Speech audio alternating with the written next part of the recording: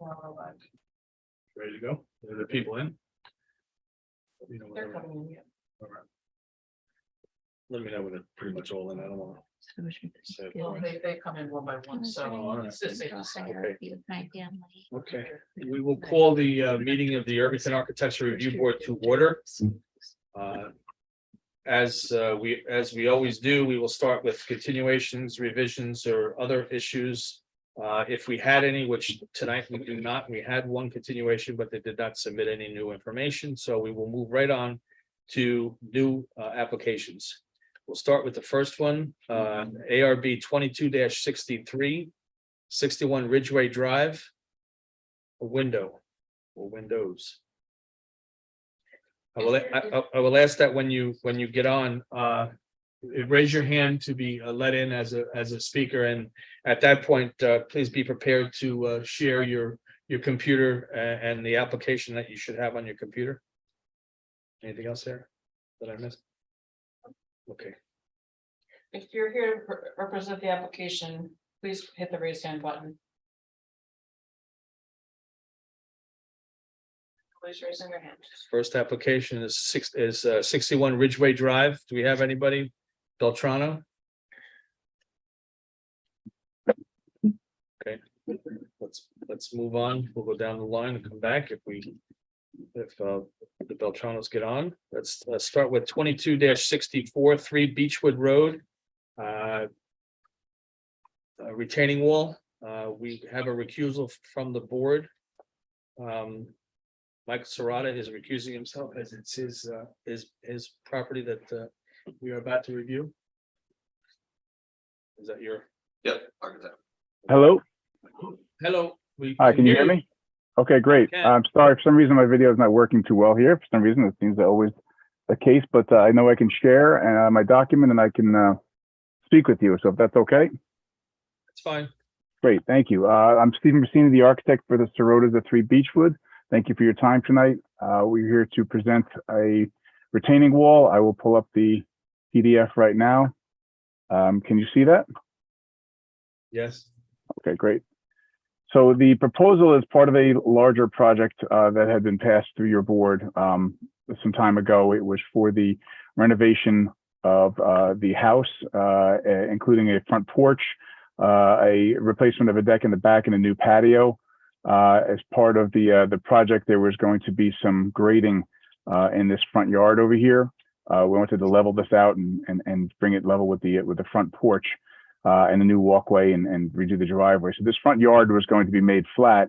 Through the construction process, it was realized that it was going to be difficult to achieve that without affecting the neighbor's property and filling either too high or too steep or not enough of this yard to really make it what they were trying to achieve, which is an area here that the kids can play out and that they can sit on their porch and enjoy their front yard. So what we are proposing now is to put a retaining wall here. The retaining wall would not exceed 4 feet in height, and it's only about it's 45 square feet in coverage. It is a wall which I will show you in the elevation here. Which you've seen here. So the wall would run to about 0 grade here at the front, about 5-6 feet off the property line. And then it would get higher as it gets to the back over here, and then would terminate about 7 feet past the facade of the house. We would be proposing to do plantings along the top and some plantings cascading down the wall. These were also requested and approved by your village's landscaping consultant. The wall itself, I'm sorry, did I interrupt? No, we're good. Okay, thanks. The wall itself is proposed to be manufactured by Liberty Stone. It's a willow color cornerstone style, straight face, basically a segmented wall.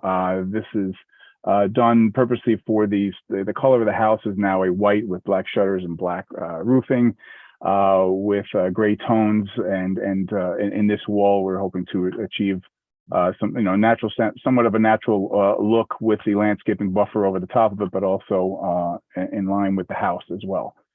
This is also because of the restrictions of the property line and the restrictions of coverage. This is the narrowest, I guess you could say, of walls that could be put in there. It's done with a, if you're not familiar with like a geogrid texture that goes underground and ties back into the earth about 10 feet back towards the house to hold it up. But really it's a low profile, very narrow wall. So it doesn't take up a lot of the room. It doesn't require a big footing, so we don't have to dig onto exceeding the neighbor's property or close to their property. And it really is, I think, the least intrusive wall. As far as the plantings, this is a blue phlox that we had proposed to put over the top. It's cascading down. It is an evergreen shrub as well, so we'll have year-round green and silver foliage, and then in spring through June or July, it grows these beautiful flowers on it, and that is intended to grow down over the side of the wall. And along the top, as you can see here, along the top, we had proposed to do boxwood, similar to what was proposed at the front porch previously a couple of years ago with the landscaping consultant.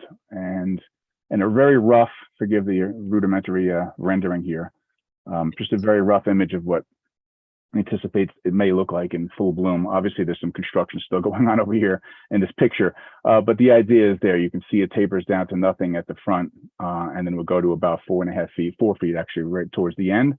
And then the intention is also to tie into that with what was previously approved as a fence that would go around the rest of the property. But I just wanted to isolate and show what we envisioned for this.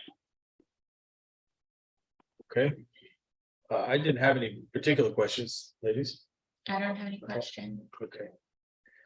All right, I will make a motion to approve the application. Do I have a second? Second. All in favor? Aye.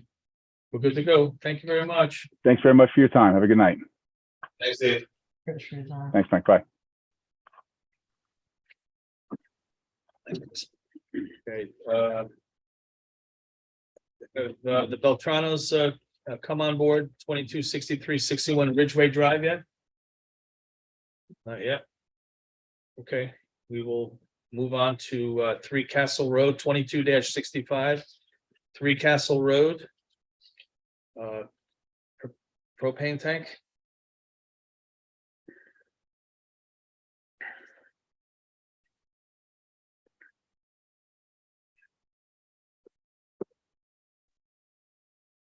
Good evening.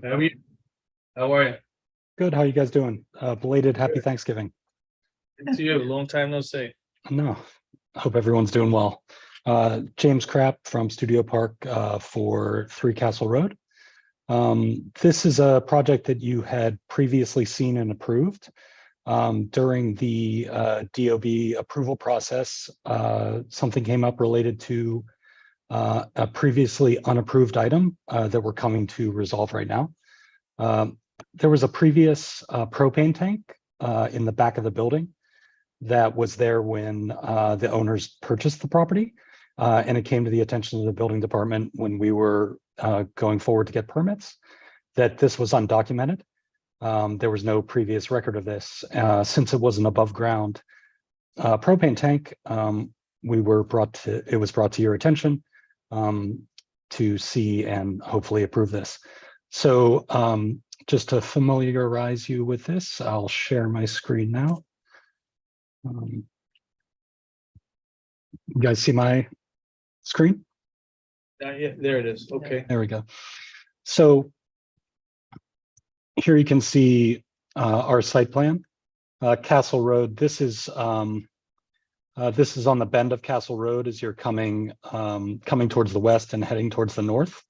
The propane tank is presently under the existing deck, which we had proposed previously to the ARB that we're going to screen. So eventually this will never be seen by anybody. But as of today, right now, you can see the tank under the deck. Can you see this here in the little orange oval? An orange oval here. What is this screen? It's going to be screened with a cedar screen that goes under the deck. Like presently, the deck right now doesn't have anything underneath it. It's just the vertical columns. And if we go to our previously approved application, you can see here we were adding cedar screen to close it off, so you can't see anything. Basically, to just dress up the underside of the deck to begin with. The screening was already approved. Yes, everything was already approved. We just realized that the actual propane tank itself didn't have a previous permit from the previous owner. Since it was an above ground propane tank, it needed to be brought to your attention. We didn't specifically talk about it at the original ARB approval back in late 21. So Right. that's why James, we're I bringing it. remember the approvals and the project, but I was just wondering, are the propane tanks usual in that area? I gathered they just didn't want electric. Well, Elec- this propane tank in particular is only really servicing cooking equipment. Right. They're a mixed property as it pertains to heating and fueling. It's also extremely rocky back here, like a lot of the properties. So underground gas tanks are a bit of an issue for a lot of different users. But we're just trying to essentially legalize this. If it was, we probably wouldn't have brought this to your attention if it wasn't previously permitted, to be completely honest. So. And I gathered the building department has no problem with it being so close to the house, or I No, just this always is think. this is a very small tank and is within NFPA regulations. If the tank was dramatically larger, yes, it would have to be further away from the building and potentially a bigger issue. But this is essentially, it's not dramatically larger than kind of like gas station propane tank, and is only really servicing really minor cooking equipment. So it's not of an issue right now. So. Okay, Yeah, I don't, thanks. I always assume that they're gonna send it to us if it was. That's what I have any figured, other but issues. it Yeah. just. Yeah, serves I mean, as- since the gas moratorium is in place, a lot of Right. people have been doing underground tanks, but frankly, an underground tank is almost too massive for this property. So we're just trying to bring this up to speed so that our permits are in line. Okay, All right, since we don't have to worry about the screening, it was already approved. I would make a motion to approve the application. As written. Do I have a second? second. All in favor? Aye. Got it. Okay, Thanks, thank you. appreciate it. Have a good evening. Yep. Take care. Okay. Move on. We will now go back to 61 Ridgeway Drive at the end. Okay, ARB 22-66, 116 to 118 Main Street. Exterior elevation change.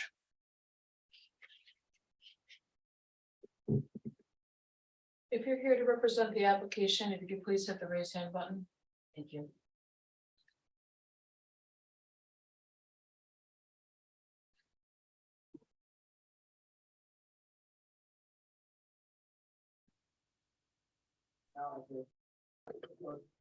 Hi, good evening. Hello. Sorry for the slight delay. I wasn't expecting to come up so soon on agenda. Yep. My name is Stephanie Bassler. I'm with North River Architecture and Planning. I'm representing the applicant for this project. Okay. Okay, You, I'll bring up the drawings. Can you see the site plan? yes, you can. Great. So this project is about the conversion of a garage attic in the middle of this parcel. The property in total is about half an acre in size, and the garage is within this dashed line right here. It's located behind the main residence, about 125 feet back from the curb of Main Street. The project has been through planning board and ZBA, and we are here with you tonight to talk about a few exterior modifications that are proposed as part of the work. I'm going to share a few photographs of the structure. So this is in an historic district on Main Street. It's an original structure. It has its intact detailing, trim and moldings, it's simple, but, historically relevant to the district. Just so you know, we are familiar with the structure as we just approved solar panels for the roof. Yeah, I just understood from the owner that those have been installed. So this is the roof slope on the other, on the north facing side, closer to the street. This is the slope that we're proposing to install 2 skylights for the attic space. And the other 2 proposed modifications would be moving this exterior door. We're fitting a stair to its left to go up along the gable end of the further gable end of the structure. And we just needed a little bit more room for code compliant stairs. So we would be moving this door about a foot to the right and restoring all of the trim detailing and paint colors as they are, with that just change in position for the door. And we would be installing a lantern type sconce fixture to the right of the door, which would be in a style similar to the fixture that's on the gable end here. Those are the extent of the exterior modifications that are proposed under this permit application. So the lighting is going to reflect what? The light that was right by your cursor? It would be in a lantern style, except with full cutoff. So there are modern lantern type exterior sconces that comply with the dark sky requirements. And that's the type that we would install to the right of the door right here. But you don't have a cut sheet pulled on that at this point? I do not. All right. I'm gonna have to, if we approve it, I'm gonna have to prove it based on dark sky compliance. Okay. Okay. I went through the application, didn't find anything other than the lighting to discuss. Anybody else have anything, any other issues? No. Okay, I will make a conditional approval based on the sconce lighting being dark sky compliant. Do I have a second? Second. All in favor? Aye. Aye. Okay, we're good to go. Wonderful. Thank you so much, and appreciate your time tonight. Thank you. Okay.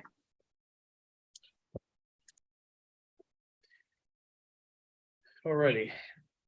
Moving along, we will go on to 22-67, 100 Ardsley Avenue West. Stone wall. Please raise your hand to be recognized. Yes.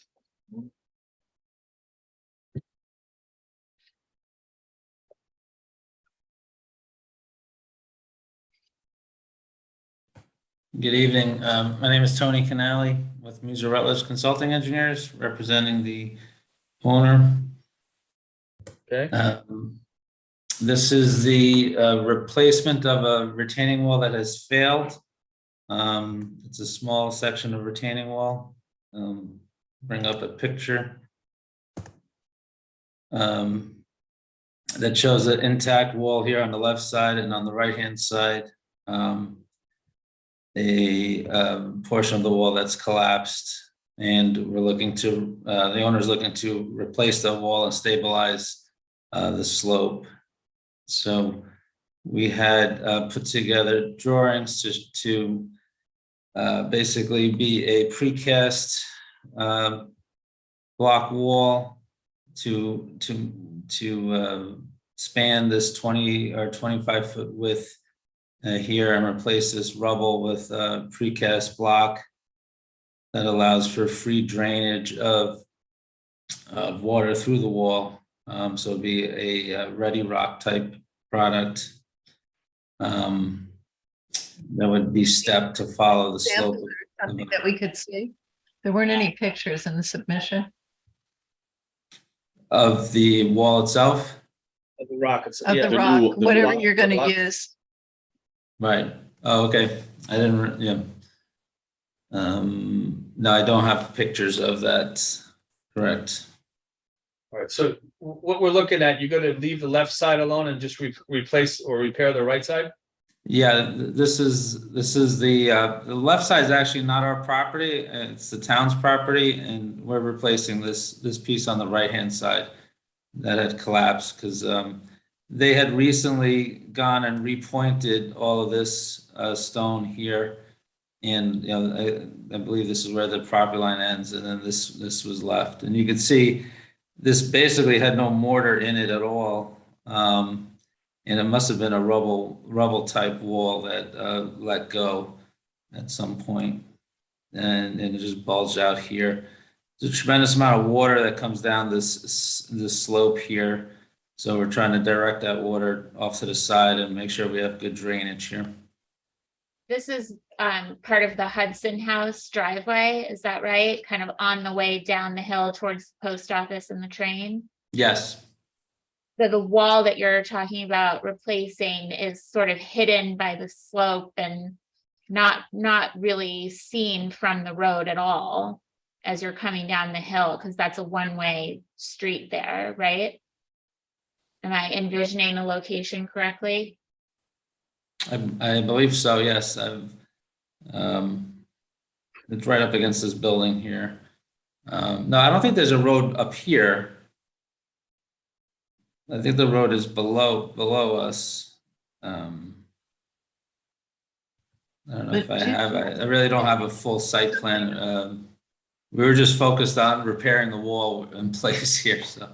Right. I just really think it's important for us to know what kind of a wall you're putting in.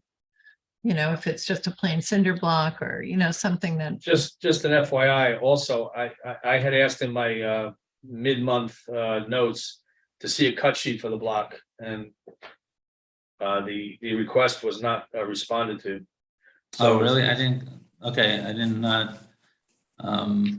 not get that. So yeah, I mean, I could definitely easily provide the cut sheet and a typical, this is a ready rock precast, concrete wall. So I could provide those cut sheets, yes. Well, unfortunately, we can't, I don't think any of us are going to approve it without seeing it. So Okay. we have to come back next month to look at it. I don't know. Sarah, do you know who those comments would have went to? I don't think, I didn't get, I thought I had just 2 comments from the solar panels. No. All right. Okay, so I could put together, is there a concern of the wall matching the existing wall? Because it obviously No, I don't will think so. not match this wall, right? It's gonna be, Yeah, we're aware that this is a cast block wall. It's obviously not going to match, but we do need to know what it's going to look like to make sure that it's not so far and away different than what you have there.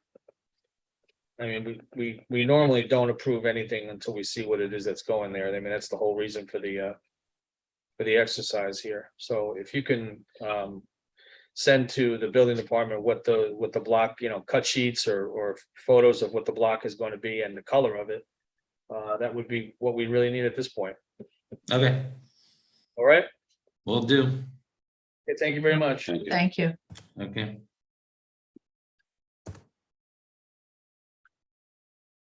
Okay, moving on. 22-68, 15 Sycamore Lane, solar.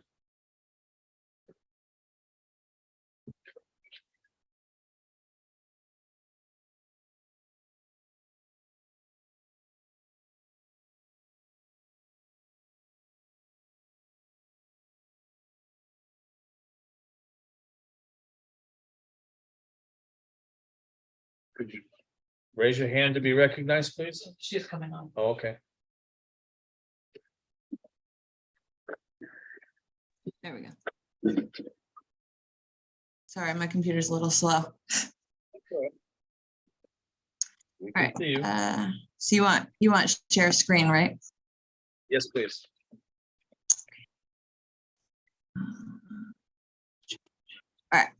So we are looking to install 43 QCell 365 solar panels at 15 Sycamore. There will be some on the front of house because the rear is north. So we can't put any on that. Could you show with your cursor, could you show the front of the house? Oh, there it is. I'm It sorry? says front of- Oh, No, no. Skip that. I didn't see front of house. oh, so it's noted here. Yep. And So it then is. on here, it's right here. So the one side of the house that would technically be preferred is north. So they won't get any production from that side. Do you have an aerial view showing an actual aerial view showing where these cells are going to be? An area with the panels on it. Yes, in relation to the street. The roof of your house. No, I do not. Okay, could you go through the whole When I application? submitted the, Go sorry, ahead. Go ahead. no, when I submitted the photo packet, I didn't get any feedback about not having the panels on them. What do you mean by that? Not having the panels on what? So we submit a Right. photo packet to every ARB meeting, showing the front of the house, aerials, the neighbors and everything. Some of them require the panels to be on 3Ds. I didn't get any feedback saying we needed the panels on those photos. Okay, do you have those photos available? Yes, 1 second. I don't know how to move this thing. Just gonna do that.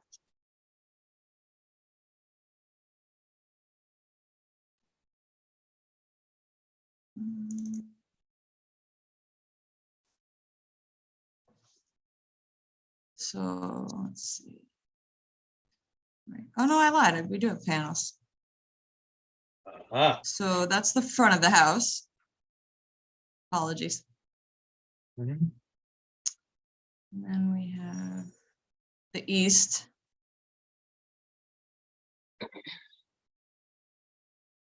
Back of the house. And the west doesn't have any. And then there's the aerial. I mean, it looks like they're on all the surfaces that actually, well, I know it's a complicated roof line. I know the house, but I mean, from here, it just looks like there would be some facing north. But I'll take your word for it if there aren't. If you zoom in on it, could you zoom that picture?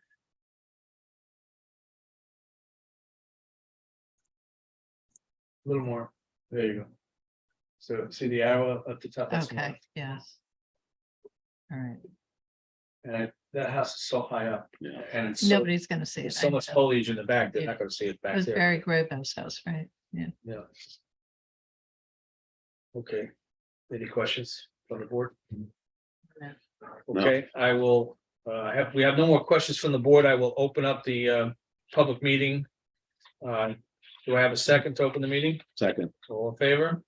Aye. Okay, if you're on the Zoom, please raise your hand to be to allow you to speak for or against the application. Anything, Sarah? Nobody's raising their hand to speak and there are no comments in the chat. Okay, and I know that everyone in the neighborhood has been noticed and they were sent the notice, that I can assure you. At this point, I see no comments from the public. I would make a motion to close the public hearing. Do I have a second? Second. All in favor? Aye. Okay, so the only thing the only comment that I had is on pitched roofs, we need to make sure that the top of the or the the height of the cell is not higher than 6 inches above the roof surface.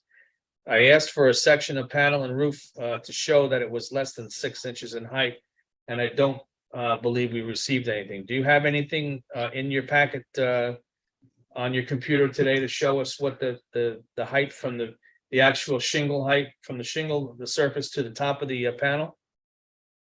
It's one of the few I things that, don't remember getting anything about that requirement. well, I don't think it's on our engineering plans, but I can have our engineer add it and I can send it in to you guys.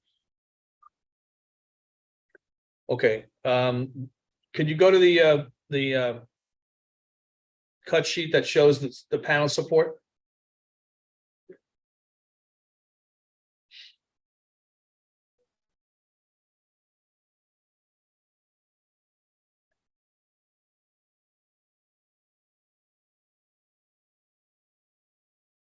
See the panel support there, well, that's actually not the cut sheet for it, but the cut sheet shows that it's less than 4 inches in height, I believe. It looks like there's a 3.5 effective thread length, rafter penetration. No, that's not it. Yeah, I can tell you right now that section does not show it. However, there is a Okay. cut sheet on the bracket that will tell me how tall that bracket is from the roof surface.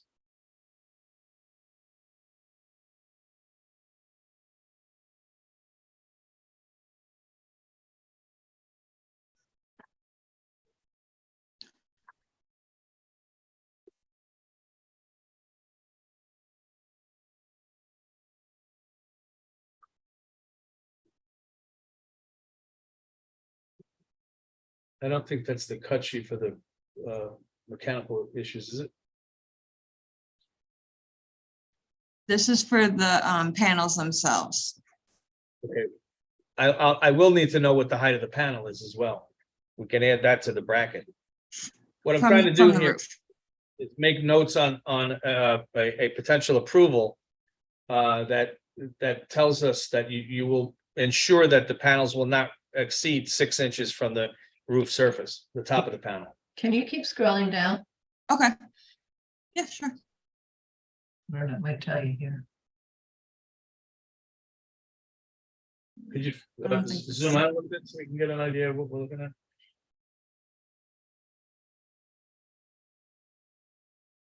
So this is the 3 line. Keep, I don't think keep that's gonna scrolling. help. if you would.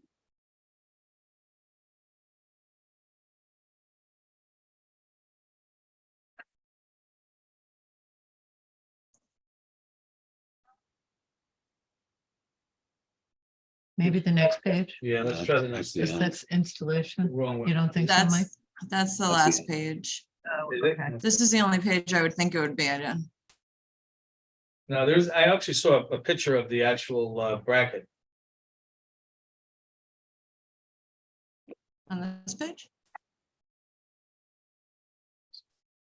This is the bracket.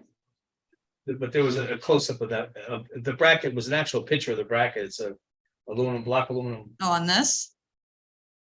no, an actual picture of the bracket itself. If you keep going up, let's try going up. I'm not going, I'm not gonna find anything down there. Did you keep going up?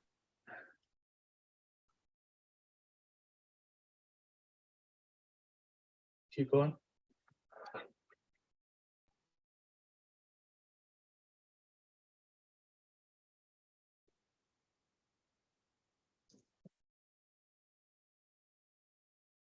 Is there anything else above?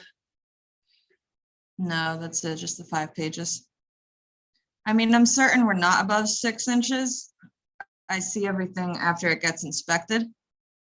But we can put exactly how far it is between the shingle and the panel on here for you. Top of the panel. Top of the panel, okay. Well, then I'm gonna go ahead and do a conditional. Propose a conditional approval based on less than 6 inches height from the roof panel, the roof shingle to the top of the solar array. We okay with that? Okay.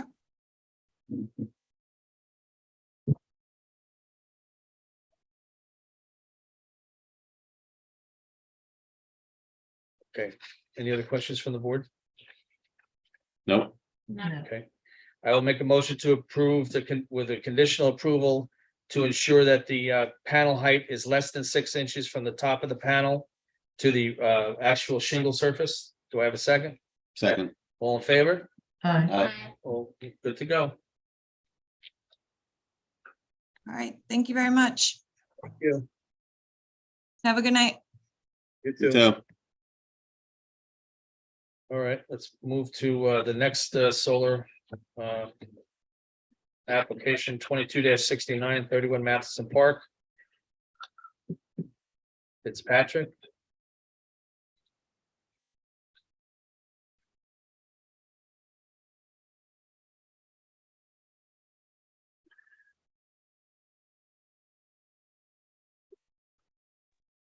Hello, this is Nick Klingerman and Louis Esquina representing Yankee Custom Builder and Don Fitzpatrick for the solar and energy storage system at 31 North Matheson Park.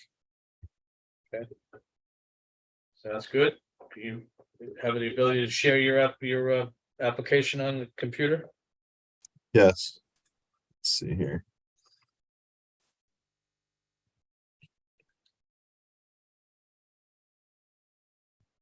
All right.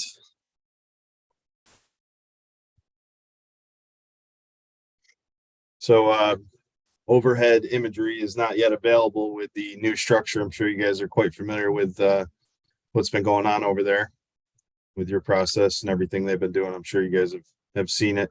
But I do have some pictures of the structure at different points to reference as well to compare to this drawing.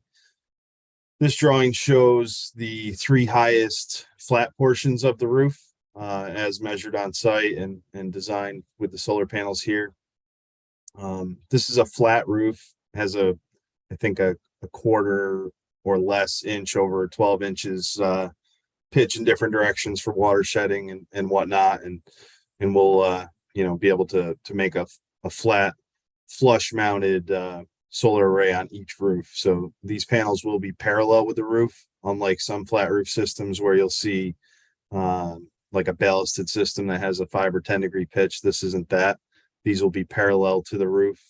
It will be less than 6 inches to the top of the panel. And I can kind of show you some pictures here. But one thing I wanted to point out while we were looking at this screen is you'll notice, even though the code doesn't require it for pitches of less than 2-on-12, we used a 3-foot setback in all the different directions around the arrays. And we did that for 2 reasons. One is for fire access, even though it wasn't required per the code. And 2, there is a small, very small parapet's not really the right word. There's kind of a gutter all the way around all these roofs that extends up past the roof plane a few inches. And so that, in conjunction with our distance back from the edge of the roof, the low profile of the array, as well as the height of these buildings from different vantage points, will make this array nearly invisible. And if there's any points where it may be visible, it will be, barely visible and parallel and in conjunction with the lines of the existing structure. But it's not like they're going to be extending above the height of the roof where you'd be blocking view shed to the Hudson River. Is that correct? That is absolutely correct. Okay. And so go ahead.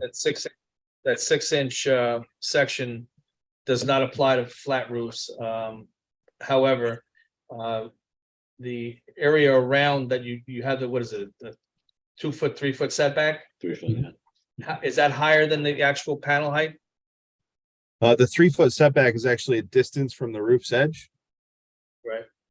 So it's much larger than the height of the array. Okay.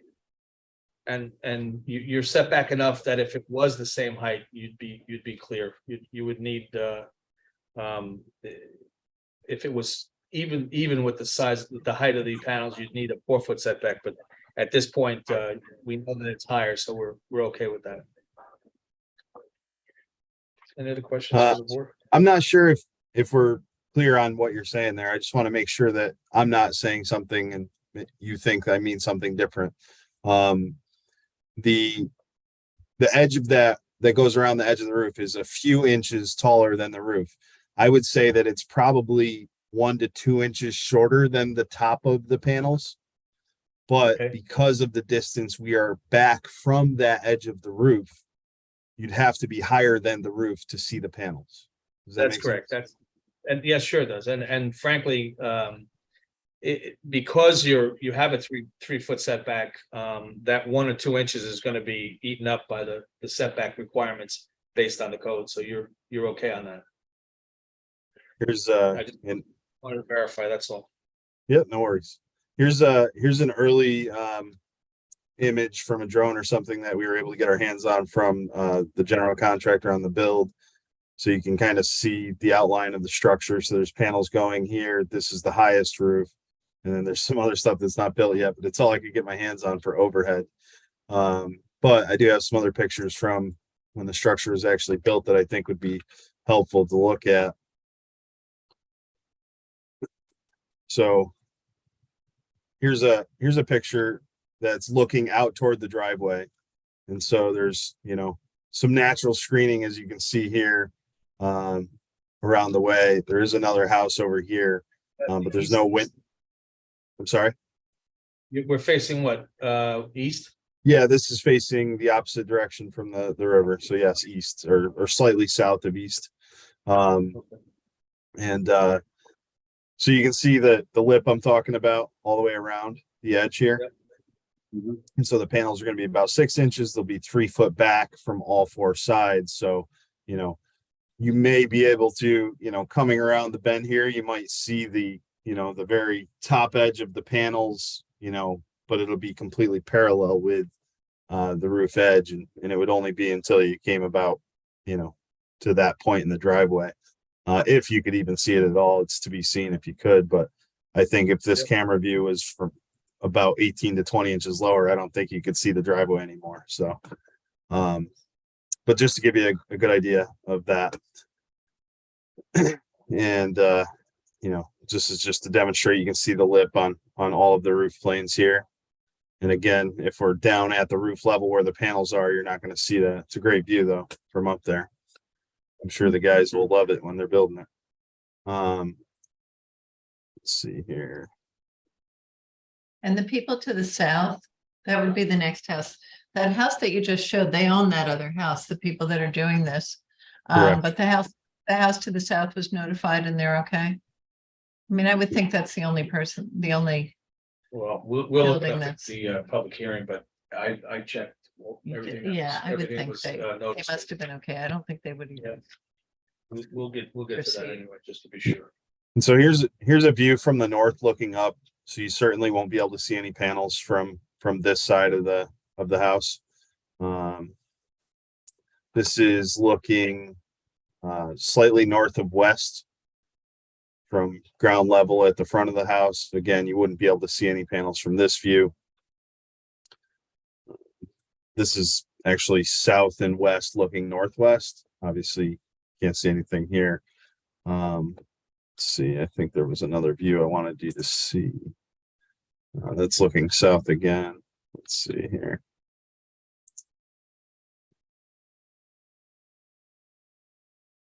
This is if you're standing right in front of the house, you can't even see the other structure because the grade of the actual property is also declining. So it kind of makes it harder to see things as well. Okay. Any other photos you think might be helpful? I think I've gone through them all. Yeah, I think I've seen from just about every angle. Okay. And like I said, you're well within the code of the setbacks on flat roofs, so. I will ask the board if there's any other questions. I have no questions. No. Okay, I will then open the public hearing. Do I have a second? Second. All in favor? Aye.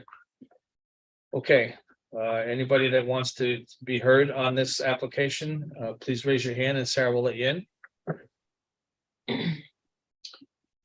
Nobody's raising their hand to speak and there were no comments in the chat. Okay, no comments in the chat. Nobody raised their hand. I will then ask to close the public hearing. Do I have a second? Second. All in favor? Aye.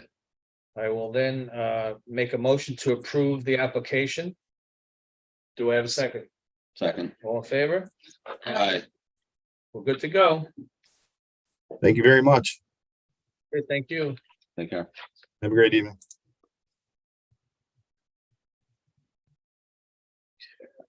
I want to see where the Tesla towers went. This is great because of the lid, but I don't know, they talk about the towers in the application. They're in the garage. Oh, They're actually. okay, I just, No, that's all right. yeah, They're actually in the garage and that's what's storing the electricity. okay. Okay, moving on. ARB 22-70, 30 Carla Lane. It's a deck.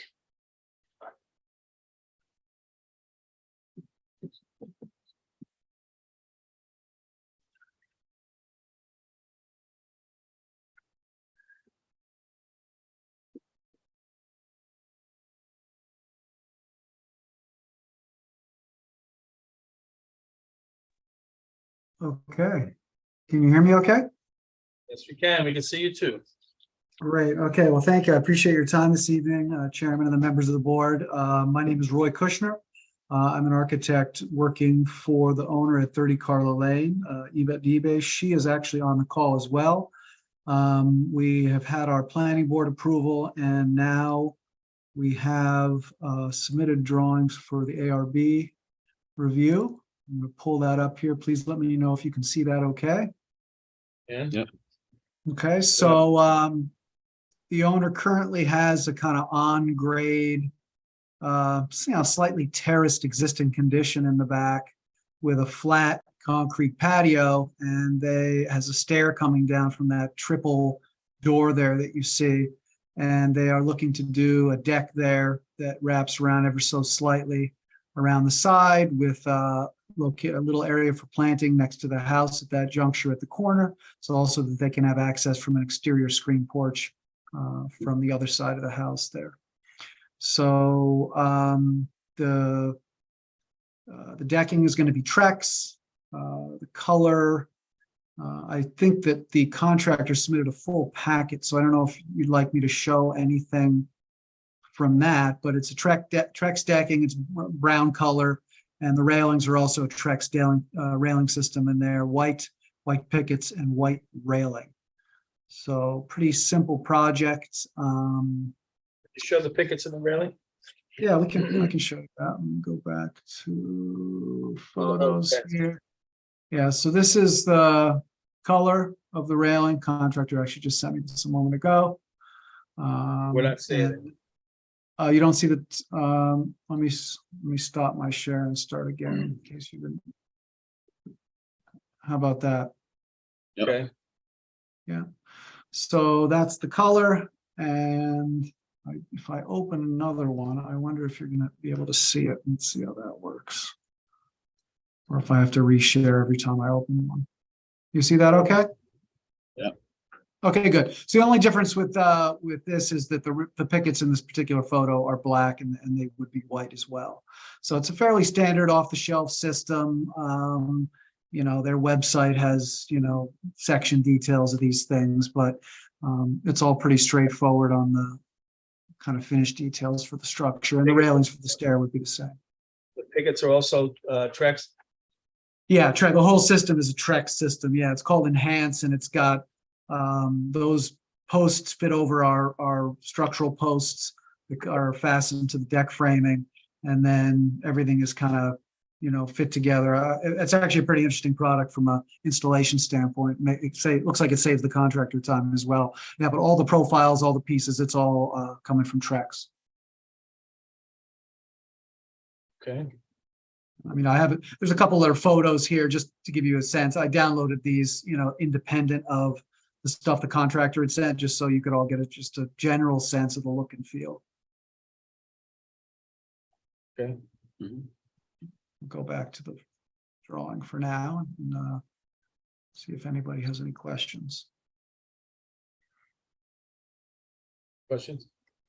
no, looks great. No questions. Oh, great. And obviously, I mean, I'm sure the board knows, but the site is sloping down very steeply towards the bottom of the page here. So the neighbors, the adjacent neighbors are, 20 plus, I may even be close to 30 feet or more below. The site survey. It obviously doesn't show the extent of all the neighbors' properties, but they're quite far up on the hill here. And I'm not sure anybody has a view of this deck actually, except the owners. Did you have to go to the ZBA? We got the planning board approval for our setbacks and lot coverage. Yep. Okay. That's already But done did and you- approved. Did you have to go to the zoning board, though? I believe that's what that meeting was. Okay. Yeah, I mean, I don't know if Eva can chime in here, but I believe that Yes, was, no, yeah, that was they the approved zoning that. board approval. Yes. Yeah. So we showed our setbacks and we showed our lot coverage calcs and all that stuff. Yes, it's already done. Sounds good to me. I have no other questions. Any No. questions from the board additional? No. No. Okay. Okay, I will make a motion to approve the application. Do I have a second? Second. All in favor? Aye. To go. Thank you very much. All right, thank you very much. Appreciate your time. No Thank you. problem. Good night. Thanks. Righto. Okay. We will now go to ARB 22-71, 62 Butterwood Lane West. Exterior elevation change. Answer. Okay.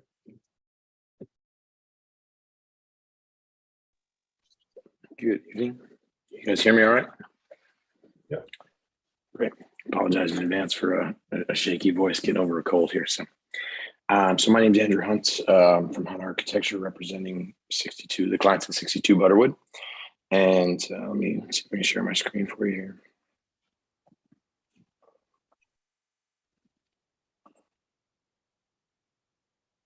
When you can see what's up here. All right, so the project consists here. It's less about an exterior elevation change, as a while back the client went through the interest of trying to redo their basement, and in doing so, we've needed to create a second means of egress to that lower level basement here, which you can see. Can you see the cursor on the screen as well? Yep. Okay, great. So we went through planning board approval, zoning board approval to get this, what ends up being about 105 square feet additional coverage on the site, granted, to put a staircase down from what would be the back pool area down to the lower level, where they'll have a bathroom, some recreational space, that type of thing in the lower level. And let's go through the nuts and bolts of the plan, which isn't as much of an interest, but the staircase itself is a concrete retaining wall that will come up the 42 inches on the excuse me, on the sides of the stairs for code clearances there, and then on top of that will sit kind of a, let me see if I can zoom in here for you, a cedar post structure. Well, it's like a pergola, basically, a sun cover that will keep the pitch of the roof just find itself right under the gutter line, so it picks up any excess water that continues through, just from a visual standpoint, keeping the line of the roof there and just providing a little snow cover, sun cover for the screening going down the stairs into the lower level there. The application of the treatment of the exterior, the retaining wall would be, as you kind of see here, a shiplap style vertical wood board, envisioned as a cedar that would gray over time likely, and be a little bit more natural into the patina of the surrounding area there, and similar with the posts and joist members, and then a similar asphalt shingle to what is on the existing roof as a continuation piece for that upper area. I have some. You can bear with the crudity of the sketch, but kind of just as a concept area here, looking through, going back to what that, I think it helps just best with the pitch continuation as a concept of what we're looking at to exhibit back there. And Yeah, I mean, it's a small ask, so that's the long and short of it. But I can get into any more details that anybody would like. Okay. I saw what I needed to see. Anybody have any questions, concerns? No. Ladies? No. Good?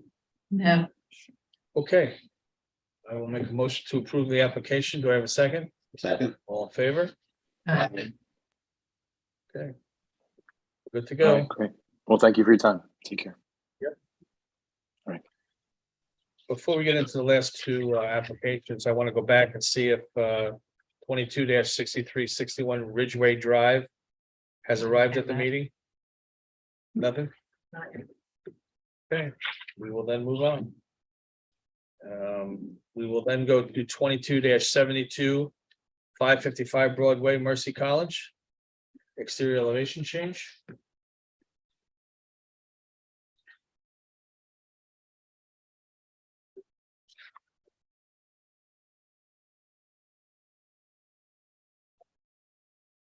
maybe they can't do the parking lot. Good evening. I'm Hello. Tom Simmons. I'm a Vice President for Facilities and Operations at Mercy College. And with me tonight, I have Chris Tromatolo, who is an architect and landscape architect with Peter Giusalfi Associates. The project, we have a couple slides to show you in front of you. I'd like to just do a brief introduction and go through the slides about the project and components for it. Really what we're talking about tonight with the exterior elevation changes is the signage. We've been through the planning board, the zoning board, and a lot of landscape details with the landscape consultant. And we're happy to show you some information this evening. Okay.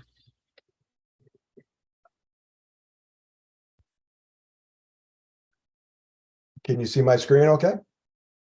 Yep. So there's two pretty substantial site projects that have been approved. One was the changes that were required out on the main entry of Mercy College's campus with the DOT project that was required for quite a few years that we were working with DOT on. And the other one was a complementary one, which is before you tonight for Architectural Review Board on the main entry landscape elements that did aesthetic and functional enhancements to that original project. So as you're aware, the Mercy campus gets split by the two municipalities. This project is on the Irvington side. It deals with the main entrance. Chris has submitted the whole package with the pictures. I'll let him talk about details on the design. I think you're pretty familiar with the site. Real quickly, just to let you know that the DOT part of this, just informational to you, is what was required to change the radius of the intersection and to add a turning lane, a right turn exit. So with that, those existing signs that you saw earlier really are in the middle of the sidewalk and different things. So there was a requirement for us to do this project. So we added a supplemental project that really looked at these zones. In the main entrance of the college, there's a series of landscape and site improvements, which include signage, which we're asking you to approve tonight, as well as a smaller version of the gateway signs you'll see out in front at the train path that we added with Irvington's help up from the Ardsley-on-Hudson train station, not at the very end, but at the turning point where you go up to the hill to Mercy College. With that, I'll go into a couple of the details and then I'll let Chris join in. This is where we had started a long time ago on the process, gives you an idea of the existing site process, then with the proposed signs, the gateway signs, the images that we'll go through with you that show the renderings that open up the college. From that to make the landscape changes that have already been approved feel like they belong with the site plan, with the boulder walls and the landscape corridor that lines up against Route 9. And this is the smaller sign that's planned at the top of the train path. And with that, I will let Chris start to talk about the materials, about the sign and the design themes. Good evening, Chris Tremitola. As Tom had mentioned, this is an overall design, redesign of the Route 9 and pedestrian entrance location on the Irvington campus. As you saw for the renderings that Tom just had on the screen, the sign walls there are a red brick to match the existing campus buildings that are throughout the campus, a very similar red blend of brick.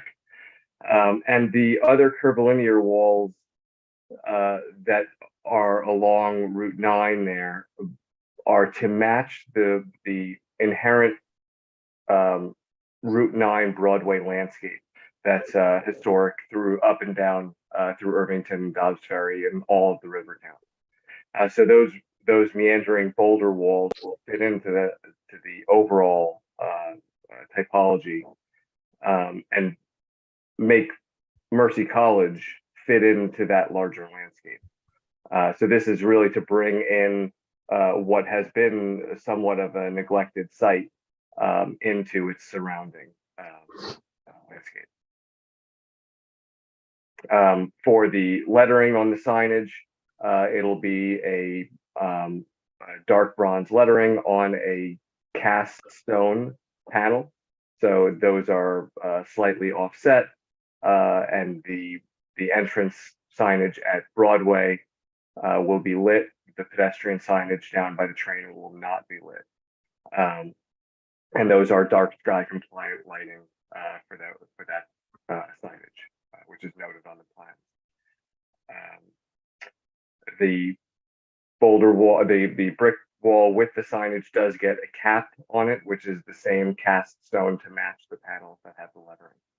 So it all kind of fits in with that same collegiate style that the campus has, and then brings in that same curvilinear walls, but in boulder material to fit in with the Route 9 landscape. So also, the lighting, the brick, the cast stone, and all those were elements that we had worked with Dobbs Ferry and Irvington on earlier for the new buildings and the changes we had done, and blend with what we had just done on the train path and the other site work that's approved to go all along the corridor. Can we talk about the paths? Sure. I mean, I can understand the paths down by the train station, but just to the right of what the picture we're looking at now, you have paths meandering through that what is now an open space, and I'm not sure why they're even there. I don't know that there's any foot traffic that comes that way.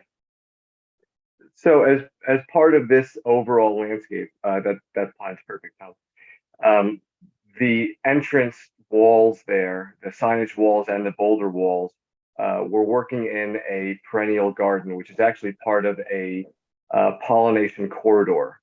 So as part of our work on the campus and with the horticulturalist that works with Dobbs Ferry and Irvington, we created a pollination corridor on this campus, which is an ecological benefit, but also an educational benefit. So providing this pedestrian link through this area will not only provide some recreational benefit to the students, but it links to the aqueduct path as well. They're also stone dust. Those aren't Right. Impervious. They're casual walkways. Can you point to what you're referring to? The continuity of the pollinator garden? Right here. Okay, does it continue on the other side? That's the north side. It does not. There's some grade changes there. Here's the 26-mile marker. So we were asked to, in the design process with the planning board, to have that walkway come by the mile marker, and then to work its way back around to the aqueduct trail. So somebody specifically asked for that particular walkway that you just ran your cursor over? Yeah, we Right had now- we had pieces of it shown in here, And there was a suggestion to make sure we engage with the mile marker and to put some additional plantings along this side and work its way back. Yes. All right, I mean, right now, that's a very quiet neighborhood that doesn't have a lot of foot traffic going in front of it. And now adding this, I don't know what that's gonna add to the, you know, the traffic that's gonna be in front of that quiet neighborhood now. I mean, right, Also, is there going to be any lighting on that path that runs parallel to Hudson Road West? No, There's- there's no lighting on it. No, Okay, and then the trees in your renderings look very beautiful and very mature. Are they gonna be planted at the height that is showing in the renderings, or are they gonna be planted as tiny saplings and eventually grow into the size shown in the renderings? Unfortunately, we're not getting full size trees in, but they're also not saplings. We're planting for our canopy trees. We're planting 3-inch caliper trees, so quite mature for a planted tree. But you know, those canopy trees will get much larger. And our understory trees we're planting anywhere between 10 to 14 feet tall for our heights there. So quite substantial material going in. It's not fully mature in its size, but we're not planting saplings. are you showing foliage to the far right of that drawing, of that rendering? That right there, yeah. that's From there up. existing. Those are existing trees. Okay, those are trees or Or hedge. hedges? It's vegetative cover. Which is how it's marked on the plan.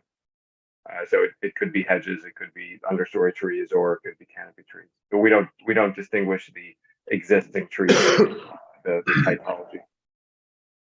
Does the path running parallel to Hudson Road West have to be in that location, or could it be closer to the Mercy driveway?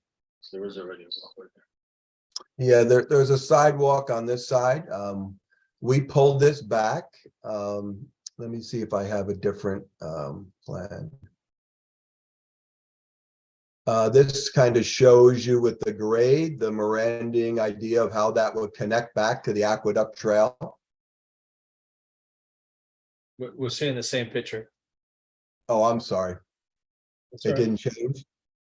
No. No, All right, let me stop sharing and share again. And then is your intent that like sort of the public and neighbors that live around there could walk through the pollinator garden as well and enjoy that space as well? Or is it really meant only for the Mercy community? No, it was seen to engage the surrounding community. It came out of some of the comments for the pollination corridor, as Chris alluded to, and the plantings are out here, and just a series of almost like a community walk type of thing that could be out in front. And then here's the Croton Aqueduct, and we were asked to put a raised table here. So this will read pedestrian first, coming across here.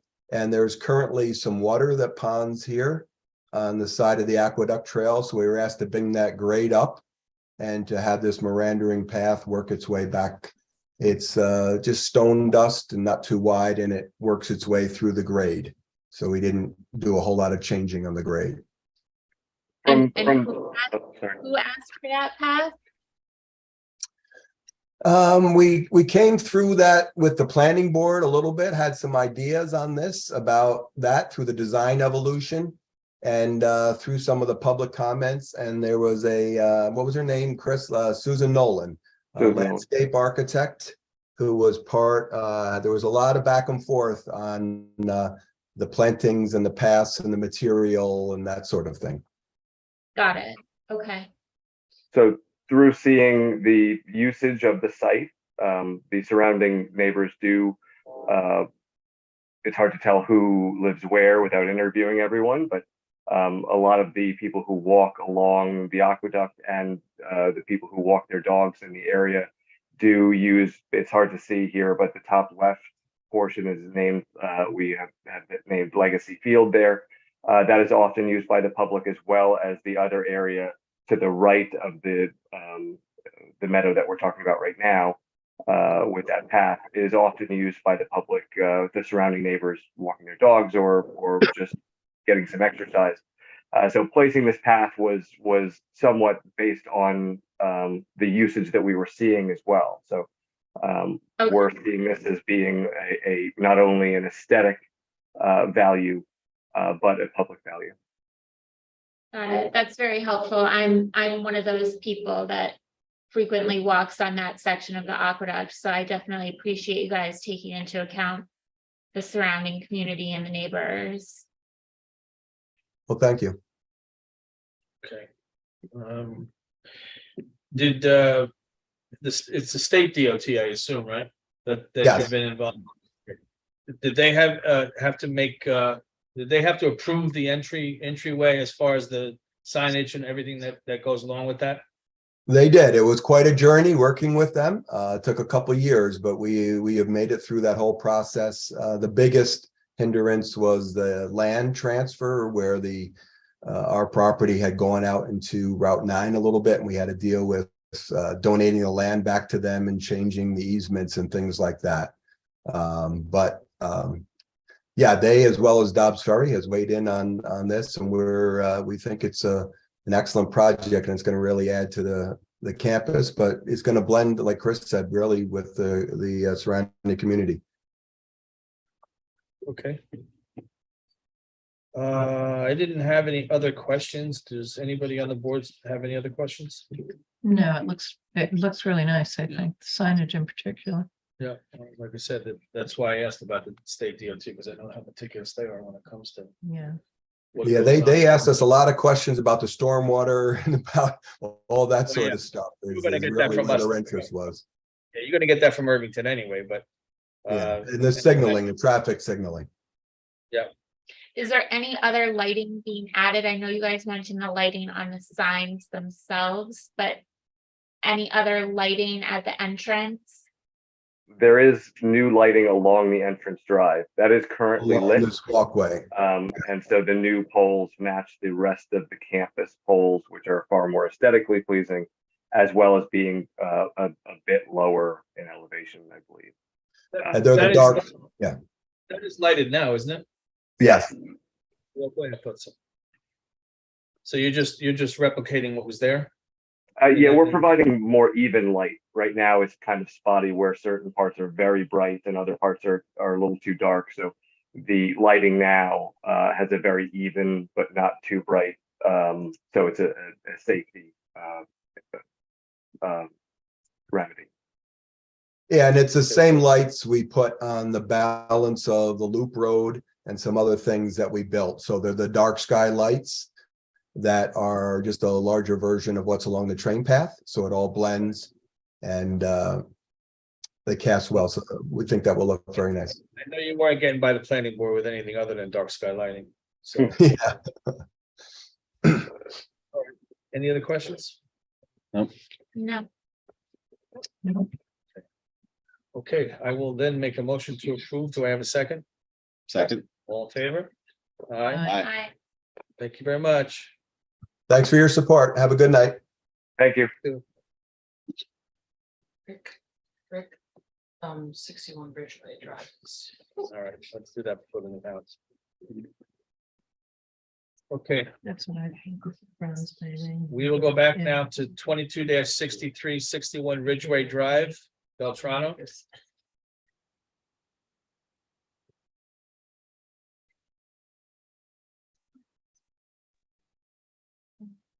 Good evening. Can you guys hear me? We can hear you. Okay, thanks. And apologies, I was not prepared. The owners had actually called me and told me that we were being taken off the agenda. So let me just share my screen. This should be fairly simple. Famous last words.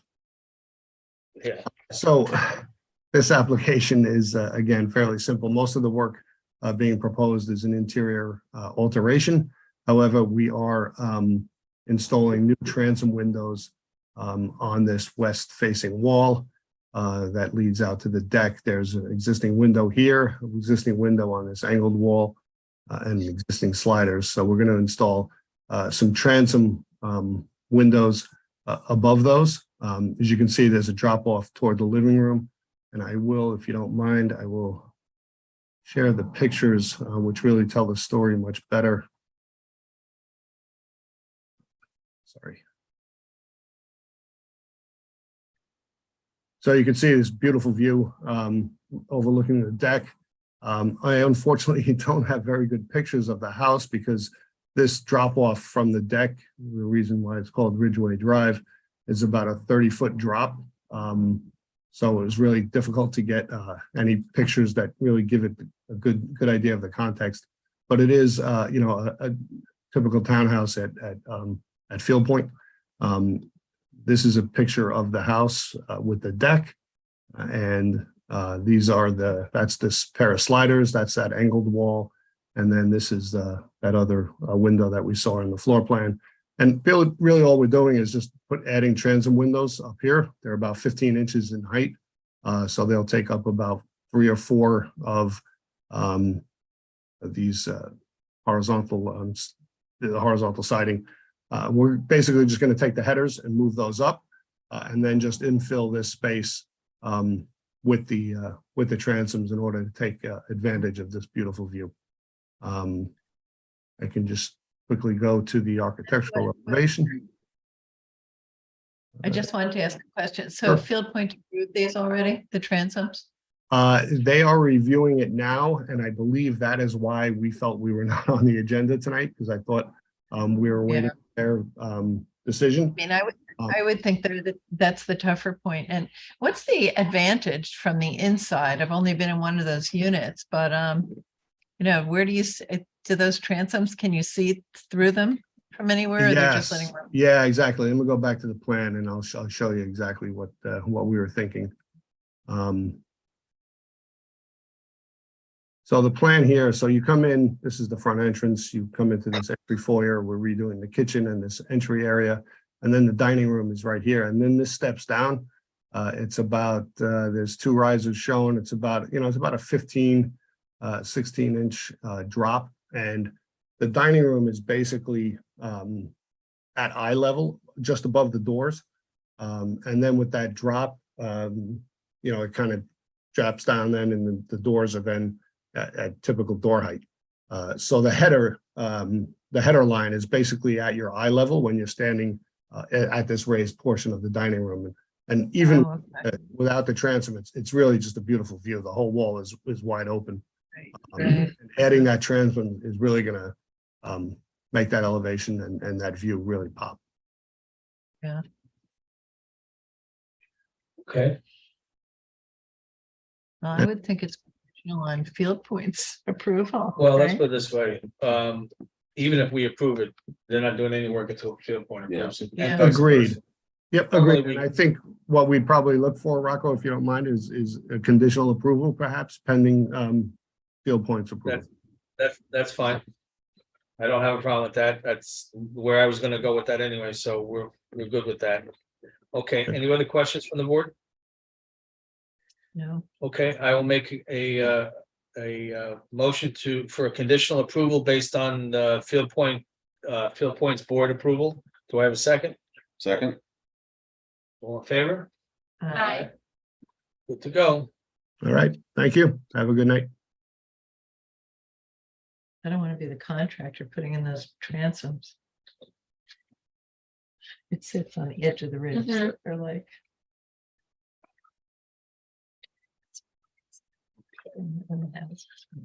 All right, now we will get to the last item on the agenda. ARB 22-73 Field Terrace, no number. New house. Good evening, board. How's it going? Right, how- Doing well. Thanks so much. My name is John Patrick Wimberry. I'm an architect and partner at the Up Studio. I would love to show you a presentation of our design process for the residents, if the board would like. Let her rip. Thank you. We're really excited to present this to you. This is for our clients, Jamie and Emily Sahara. And, you know, as the Architecture Review Board, I know everyone on the board knows this, but in Irvington, we're inspired early on in the design process with the uniquely crafted homes throughout the village. And they definitely gave us inspiration early on in our thought process of how to tackle this really, really unique site. Our site is in this rectangle here. I'm going to zoom into the property. It is on Field Terrace Avenue. Currently, we don't have a number because it is a vacant piece of property, and they're working on that for us. And actually, right almost like a stone's throw away, there's a really well uniquely crafted home right down the block from us. In any project that we work on this scale, this is a 2-acre vacant land. Like I said, it's a heavily wooded property and really concealed at the street. And that was a word I'm going to say a lot in this presentation, because I think it's very relevant to this particular piece of land, which is quite unique.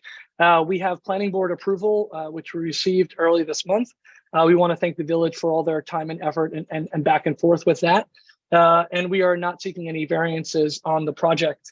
On any project that we work on, we want to preserve a lot of the native landscaping that is happening on the project. There essentially is a green band that is very integral to a lot of the elements that we thought about while trying to be very sensitive on how we placed this new home.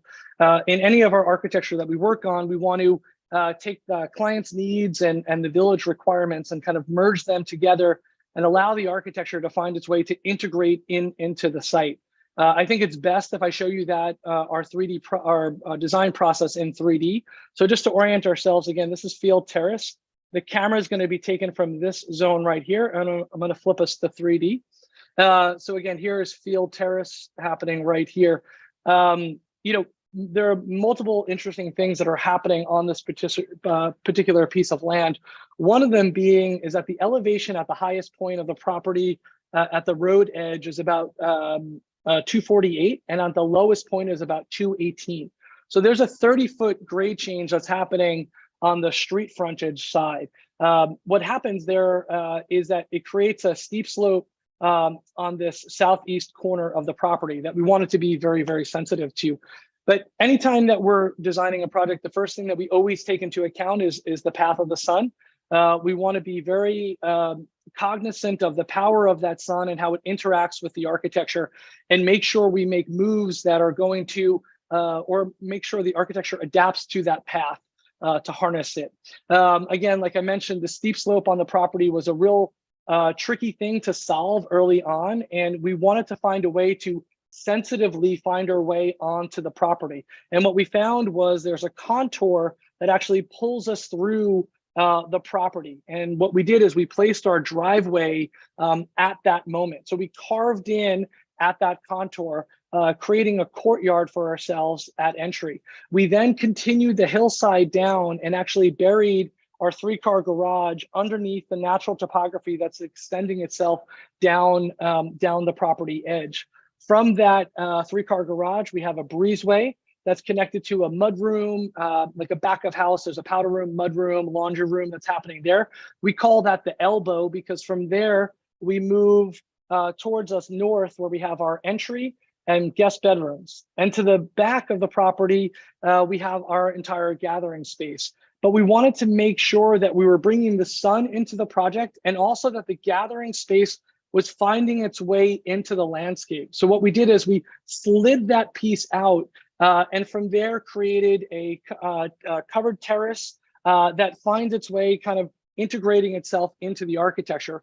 Once we open that up, it allows us to take the beautiful landscape and actually find its way back into the architecture. I'll show you what this looks like in a second, but we love this idea that the architecture is now allowing the landscape to find itself back in.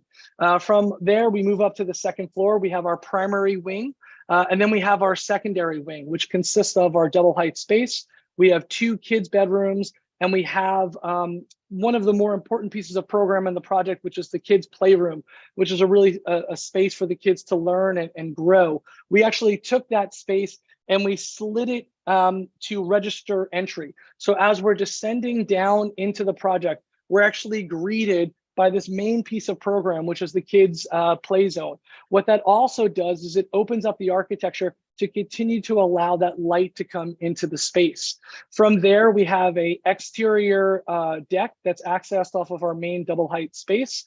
And then on top of all of this, so our integration into the landscape is always our thought on geometry. All of our architecture is based on the golden ratio, where we're using the purity of geometry to kind of solve a lot of complex issues.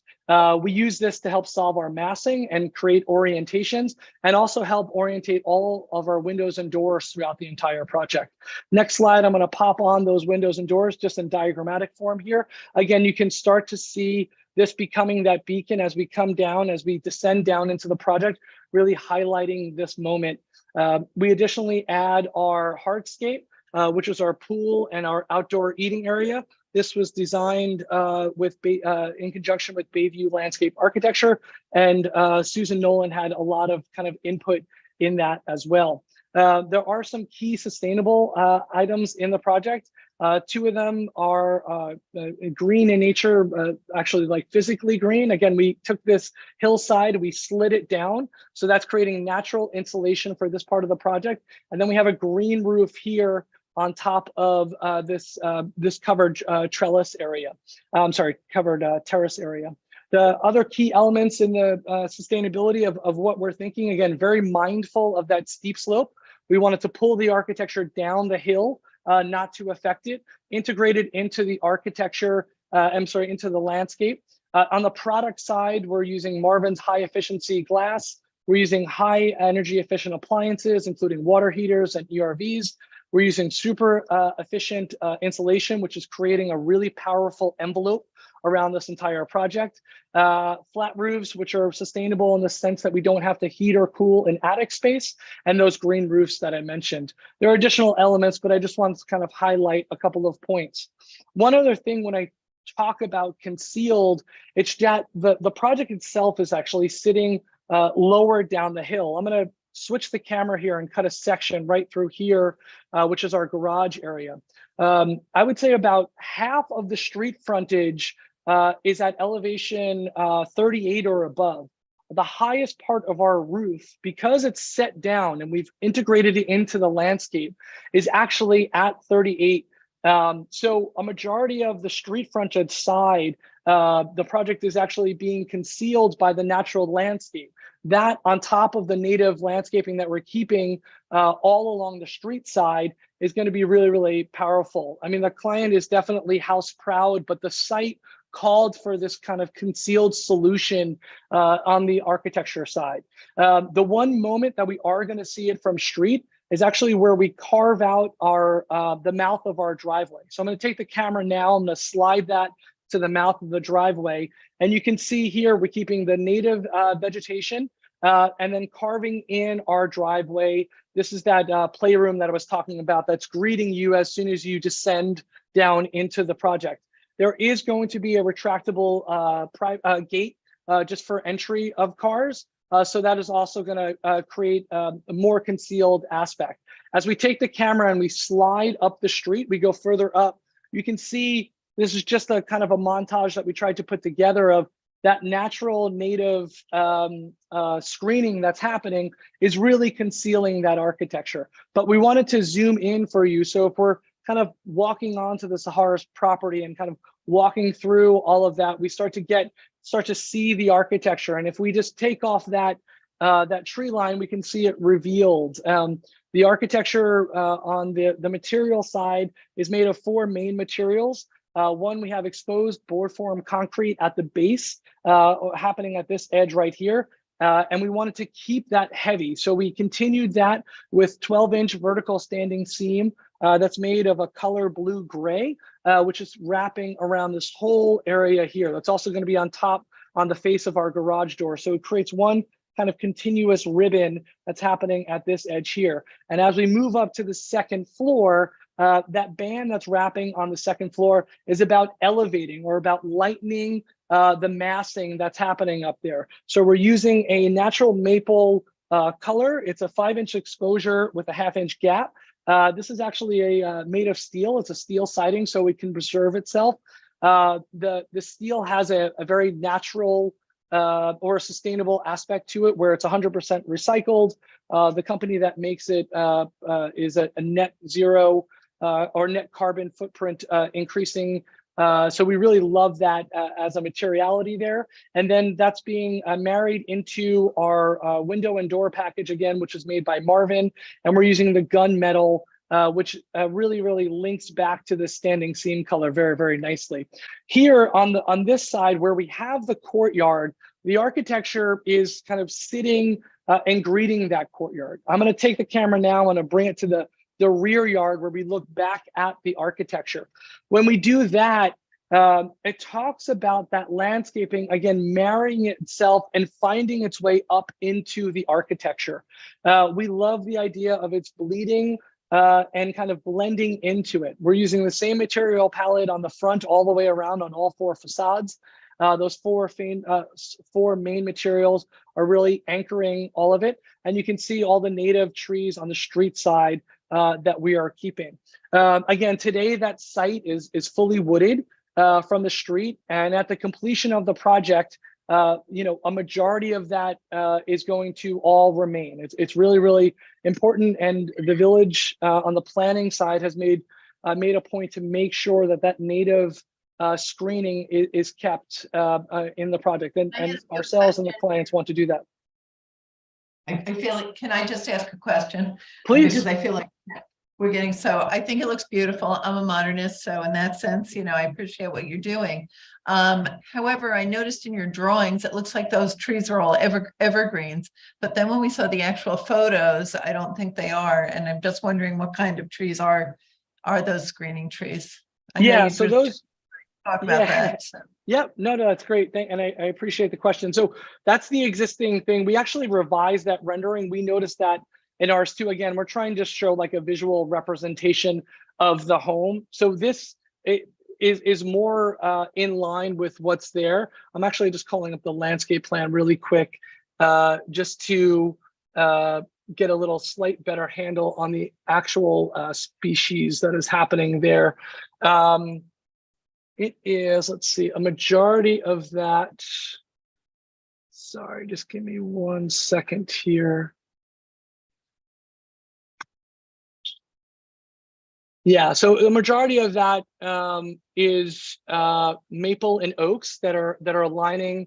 I just pull the site plan over here. That's lining this like front edge, and those are remaining on the slope side for sure. So we want to make sure that in this representation, we're talking about the existing canopy that is there to remain. So do you have any renderings showing what the view of the house will be from Field Terrace in winter time when there are no leaves on those trees? Yeah, so it was difficult to do. Obviously, there's going to be a reduction of the screening that's there, right? There is a lot of kind of natural growth, but in the end, it's going to be more visible for sure. And we are, internally we have talked about the ability, if the board deemed it that it would be a positive, that at the edge of where we have our retaining wall right now, that is actually a series of let me get that for you, of like native roses and raspberry bushes that are happening at this edge right here at the top of our retaining. We did that as a way to marry the existing native species, as it comes into the built environment. But we could definitely run a series of evergreens at that edge, which would provide, the winter screening if the board, felt that was something that they were looking to explore. I think even for the owners to have, a basis of, some basic evergreens, because there's a lot of glass. So I think they're gonna have very little privacy then when those trees don't have leaves. So, I think it might be a nice mix. I actually had that thought too, like with the playroom right at the mouth of the driveway.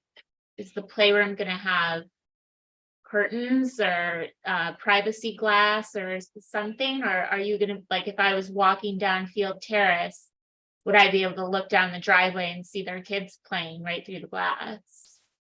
Yeah, so all the rooms will have integrated shade pockets, with screen with drapery that's coming over. But I mean, technically we could look into any residents as we're walking down the street and see in. But yeah, I mean, we're gonna have curtains for sure. And I can actually go back to that. If obviously we're very excited about the architecture and we don't get to express it that much just because of the density of the property. But if there was a need, there could be a feature tree right here that could literally block the one area that is open. But that is something that we'd be willing to explore if the board again deemed that necessary. I think it definitely needs something. And with the roadway there, with the driveway there, you really can't put anything there to block it. So that a large evergreen would probably be the best thing for them. So you have 365 coverage. Yeah, and again, that could be placed right here on the property. Several. I think it's a 2-acre lot, so I think there is quite a bit of room to integrate some evergreens. Yeah, I mean, you can of course look inside other homes as you're walking past, but other homes on the road aren't, full glass walls. Sure. I just meant, that there's always that visual connection. Elevation difference such that you're looking directly into somebody's second story through an entirely glass wall. So I think the architecture sort of demands that there be some sort of additional screening there. I would think for the owner's privacy as well as sort of for the neighbors' continued enjoyment of Field Terrace. Again, yeah, I mean, we're totally available to, have a cluster, right here of evergreens, and again, along the top of the retaining wall as well. For sure, just so you know, on the property right now, on the planting plan, again, that was designed and kind of coordinated with Susan Nolan was there's going to be 73 evergreen trees planted along the perimeter. So adding, again, a cluster, in this location right here, we do not see a problem with that at all. And again, Okay. along the top of the retaining wall as well. Okay, thank you. It does look like they've accommodated. So it's not actually a passive house in any way, but you're using thicker walls. Yeah, we're using really high edge of insulation, but yeah, the insulation, the spray foam that we're using is just giving us really extensive amount of it. But the walls are not like abnormally large. It's just the closed foam that we're using, or the closed cell that we're using. But it isn't passive in that sense, no. But we are using, like you said, multiple elements through where we felt we could take advantage of it for sure.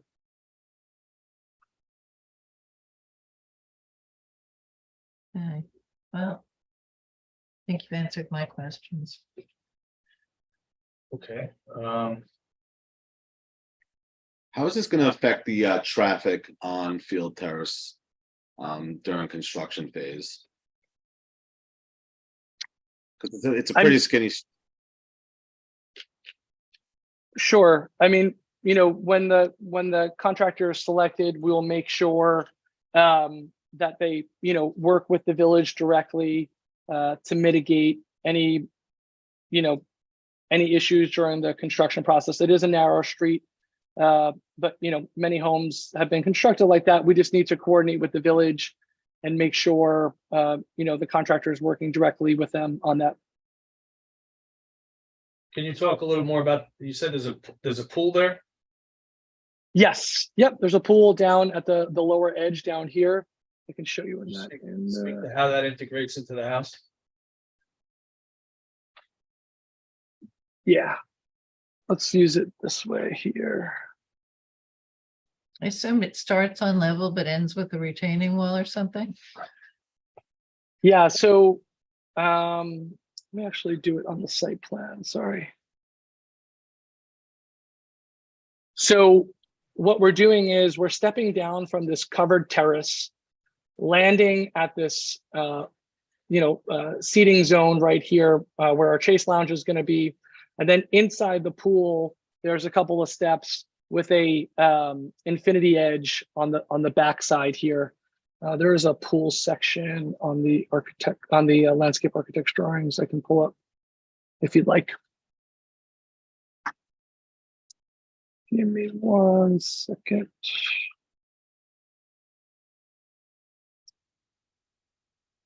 Bum, bum, bum.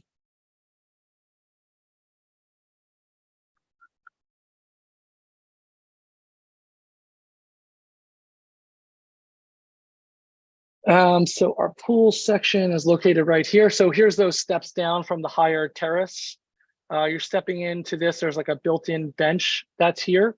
And then we roll down to this infinity edge. What are you using for pool's fencing? So the pool fencing is going to be at this edge of the house right here. It's fenced all around the property and then connects back on this side right here. Here's our fencing. Our 5-foot high standard pool enclosure. Mm-hmm.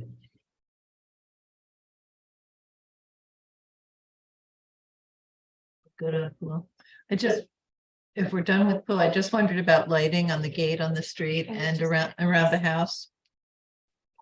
Yeah, so the house. Yeah, I was curious to know if you're gonna have any like floodlights or spotlights. You're allowed to do that. No? No. They must be grandfathered in because they're all over Ardsley Park. Well, those are, but now I think to do dark sky.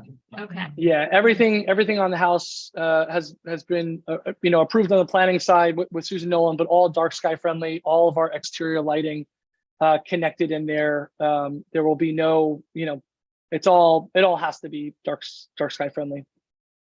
Okay. Did you have other questions on the lighting? No.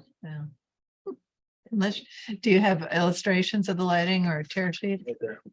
Oh, Yeah, the okay, tear sheets are Sorry. here. Yeah, no worries. Yep, and that was submitted in our main package that was delivered to the board.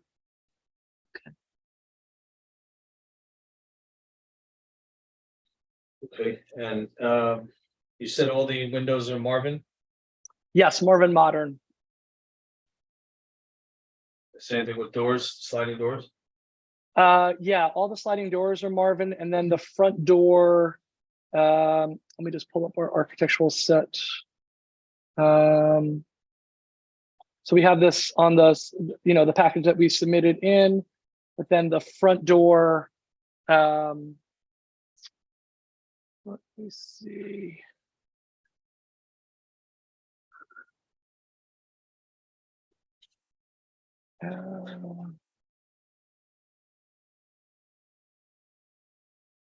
We're using a pivot door, which I can just show you the rendering of. It's going to match the gunmetal of the Marvin Modern. It's just a custom manufacturer that's making a solid door. I can actually show you that in rendering if you'd like.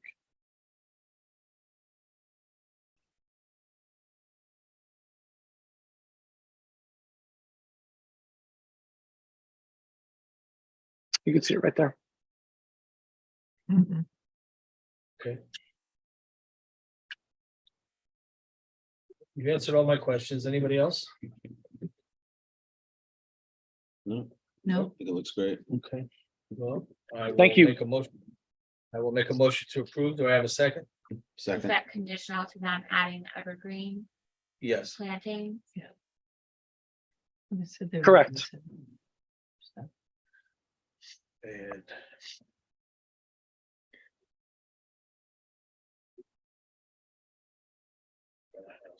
okay, I'll make a conditional approval based on adding evergreens to the front of the house to block the view into the large glass windows. Do I have a second? second, All in favor? Aye. aye. All in favor? Thank you very much. Thank you very much. Have a great night. You too. We went back and got the other one. All right. I don't know whether anybody got a chance to look at the email that Sarah sent out today, reference the schedule. Yeah, notice that. Go back.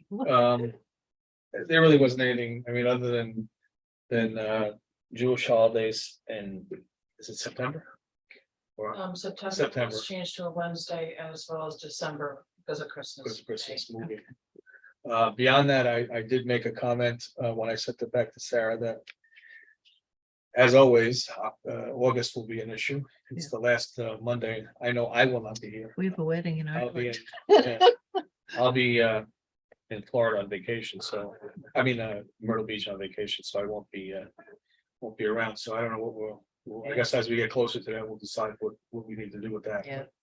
Could we do 2 meetings in September, or is that sort of unprecedented? Doesn't really It's help not, them it's that not that it's much. unprecedented, it's Yeah. unmanageable because of the amount of time we have to give everybody Okay. to Right. submit Okay. their applications. You know, Plus other if- meetings using. In terms of getting an architect, because I know that's important, I mean, can't Mitch come back if we finish that job? I've already gone down that road with Larry. And- Actually, I'm meeting with Larry sometime this week or early next week Yeah. with reference to structural changes in the way the ARB and the planning board How they interact. interface, yeah. So What are your thoughts? Rob? I, Do you want someone from our board to go to planning board or something? first, Well, or- that was the initial thought Yeah. was either, well, 2 people really. We can't have more than 2 because it's a forum, but beyond that, we need, it was, they were talking about me and the architect, but That sounds like, give me an architect. I was just gonna say, that Right. sounds like a real dream. At this point, I don't know. Yeah, A lot of talks have gone on since my initial meeting with Larry and Ed. So I don't know. it's a lot of time for you too, and Well- whoever else goes. It really depends on, let's put it this way, I'm not getting any younger and I'm, getting tired. So Yeah. So I was what I doing- do, so I what I was do in doing this village, came this to is me. a small fraction of what I do. I know. For the village, No, so I know you're it's involved. just a matter of, at some point saying, okay, Yeah. it's time to step back. But at this point, I'm looking forward with the intent on, making the year, but it really depends on what happens with the, Yeah. like I said, the structural changes. I just think to flesh us out too, it would be good, if we had an architect, but I know they all work in town, so. Yeah, well, and It's just at that's, a real that's what I had disadvantage. said to Larry, that maybe we need to rethink the whole ethics, The structure. Just the hint of being on a board when you're making a presentation to the board. I know. You know, And we're such a small town in terms of like, practically everybody, or half of Right. the people presenting. I mean, we're all gonna, that's gonna happen to us all the Yeah. time, and they're raising their kids here. So, I mean, Okay. James Kraft said he goes to school, he felt like literally everyone in his daughter's class wanted him to do something. yeah, So, I see that. yeah, it's what happens. All right, so, and that brings me to another issue. I had to go to a municipal land use chairs roundtable for the Municipal Planning Federation, and I attended it on November 14th, but reading this brought up something I was not aware of. It says the Federation recommends that this attendance be recognized as 1 hour of training that meets the training requirements established by Chapter 662 of the New York State laws of 2006. Chapter 662 sets a minimum training standard of 4 hours each year for members of county, city, town, and village planning and zoning boards. Where do we get that, Hmm, that training from? I mean, I don't know. I mean, it does specifically say planning and zoning, but Mhm.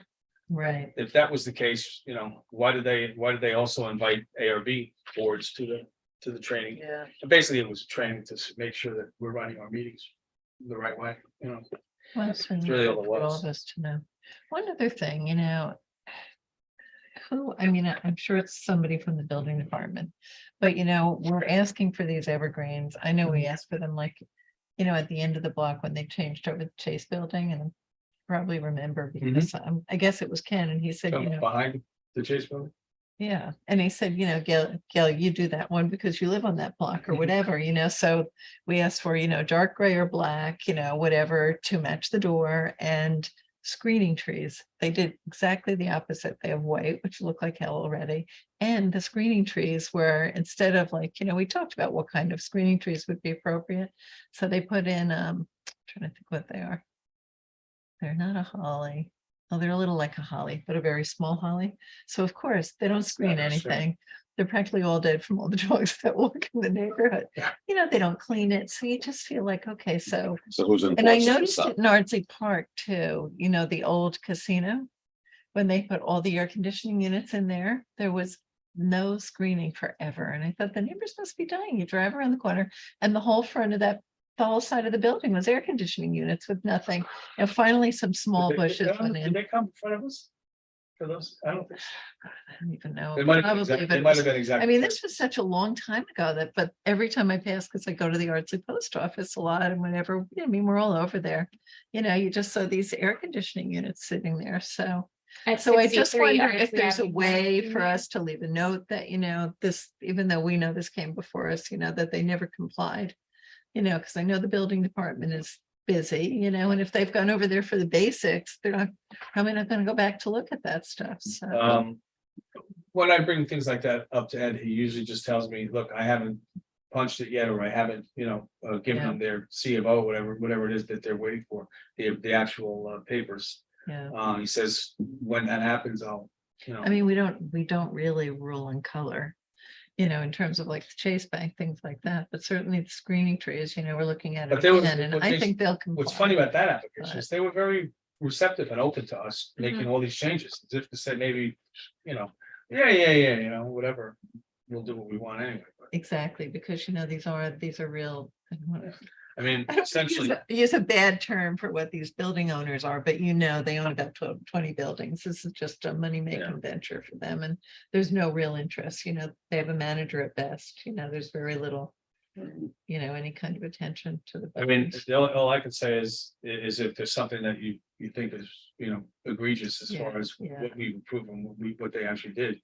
You can Yeah. only just send an email to Sarah and Right, have her and copy Ed on it. Or send to Ed and copy Sarah on it. Yeah. But that's basically all we can do. Mhm. Does Ed go around and look at houses at nighttime also? Because my neighbor has installed like an atrocious amount of outdoor lighting that I'm sure was all approved because technically it's allowed under the code, but it's lighting the house up. I don't like know. The Las Vegas Strip. Without every seeing night, the and now it's application. starting at Have you asked- 4:30. have you every asked night. them? The Because we neighbor. had that next door and the spotlight was like going right into someone's house and it was just really like, turning the light in another direction. I mean, he doesn't even live there anymore. Yeah, I did mention it You did? and the neighbor sort of got into an argument with me about it. So, Once again, you can ask Ed if they're, Yeah. in compliance, but yeah, beyond that, it's up to him to investigate it. know I just he's- wasn't sure if he's in the habit of going around and looking at lighting at nighttime when you can actually see the Probably. lighting. Probably not, because it's not like his working hours. Although I guess nighttime is actually getting earlier, so. Yeah, Yeah, he could go there at 5 or Right, 5:30. now you could, still see dark. yeah. Well, I Okay. mean, I would think everybody has to be compliant. The library, when they first, were bought and they were working on it, they put these awful lights on that were really bright and, people right away and they changed them all. So, All right, folks, I still have work to do here, so you're gonna Okay. make a motion to Sorry. adjourn for a second. Second, All in favor? Aye. Aye. Hi. Thanks, everybody.